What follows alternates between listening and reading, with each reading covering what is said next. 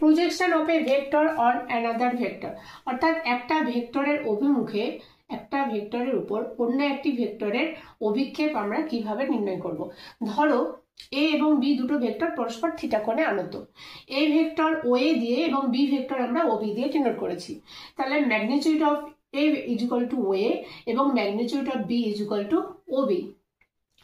এখন এ ভেক্টরের উপরে বি ভেক্টরের অভিক্ষেপ নির্ণয় করার জন্য আমরা বি বিন্দু থেকে ও এর উপরে বিসি লম্ব অঙ্কন করলাম, অর্থাৎ বিসি লম্ব ও এ। তাহলে এই যে ওসি অংশ পেলাম, এই ওসি হলো বি ভেক্টরের এ ভেক্টরের অভিমুখে ভেক্টর অভিক্ষেপ। তাহলে এই ওসি অংশ আমরা কি করে বার করব?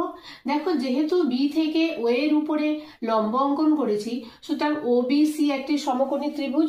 তাহলে সমকোণী ত্রিভুজের ভূমি বাই অতিভুজ cos থিটা, অর্থাৎ OC by O B is equal to cos theta. অতএব ওসি ইজ ইকুয়াল টু কি হলো? O B cos theta. আর O B is equal to হচ্ছে তোমার ম্যাগনিটিউড অফ বি। তাহলে O B cos theta is equal to হলো magnitude of B cos theta. সুতরাং A এর অভিমুখে অর্থাৎ এ ভেক্টরের অভিমুখে বি ভেক্টরের ভেক্টর অভিক্ষেপ হলো ওসি ভেক্টর। বুঝতে পেরেছ? এ ভেক্টরের অভিমুখে বি ভেক্টরের ভেক্টর অভিক্ষেপ হলো ওসি ভেক্টর এবং এ ভেক্টরের অভিমুখে বি ভেক্টরের স্কেলার অভিক্ষেপ হলো ম্যাগনিটিউড অফ ওসি, অর্থাৎ OC is equal to magnitude of B cos theta. এবার এই magnitude of B cos theta আমরা কি করে বার করব? আমরা জানি a dot B is equal to magnitude of A magnitude of B cos theta.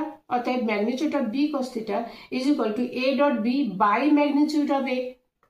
সুতরাং এ ভেক্টরের অভিমুখে বি ভেক্টরের স্কেলার অভিক্ষেপ আমরা কি পেলাম? a dot B by magnitude of A. অনুরূপে বি ভেক্টরের অভিমুখে এ ভেক্টরের স্কেলার অভিক্ষেপ যদি নির্ণয় করি, তাহলে হবে a dot B by magnitude of B.